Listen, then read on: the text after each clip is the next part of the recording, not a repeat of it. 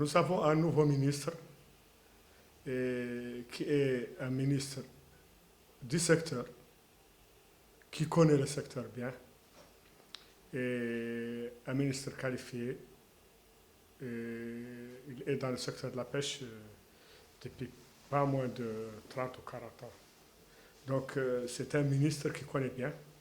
Et nous avons constaté qu'il est en train de marquer les pas et de prendre des décisions pour régler et redresser les problèmes du secteur qui souffrent. Par exemple, la lutte contre la farine, la surexploitation des produits, des poissons, disparition des espèces. Il a limité, il a exigé que les bateaux ne peuvent amener que des produits salubres pour la consommation humaine. Il a aussi limité les quotas pour produire la farine. Et ça, c'est un pas très important pour sauver le secteur. Il a aussi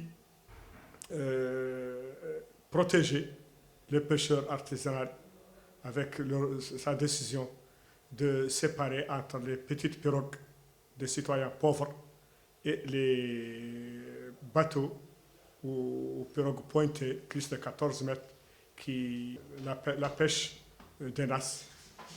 Donc, il a pris quelques décisions qui vont bien aider le secteur à s'élever de nouveau.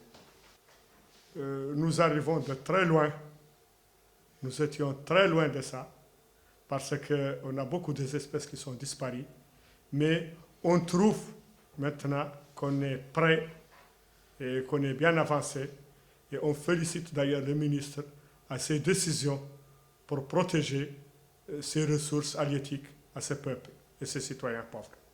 Depuis 2 ans, la situation du secteur de la pêche est devenue intenable, tout simplement parce que, comme vous le savez, avec la pandémie du coronavirus,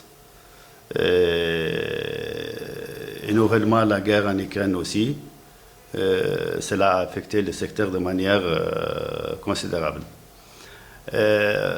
Nous pouvons aussi souligner que l'État, malheureusement, n'a pas pris des mesures d'accompagnement, car les usines qui sont là, 45 usines en Nouakchott,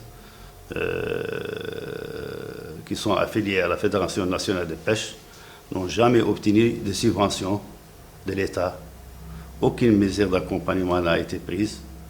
Et normalement, le ministère de l'économie et celui du pétrole devraient prendre des mesures urgentes pour sauver des milliers d'emplois dans ces usines. Nous avons le problème de la production. Comme vous le savez, nous n'avons pas d'outils de production. Il y avait les pêcheurs sénégalais qui travaillaient en Mauritanie depuis 2017. Malheureusement, ils ont été chassés par les autorités de l'époque pour des considérations pour des considérations politiques. J'ose dire que pour des considérations politiques. Cela a affecté considérablement le secteur, puisque nous n'avons plus de pêcheurs et la plupart des pêcheurs mauritaniens aussi qualifiés ont choisi l'aventure de leur paillage aussi, et se sont déplacés à la recherche de l'or, et le secteur de la pêche est resté ici sans main-d'œuvre qualifiée.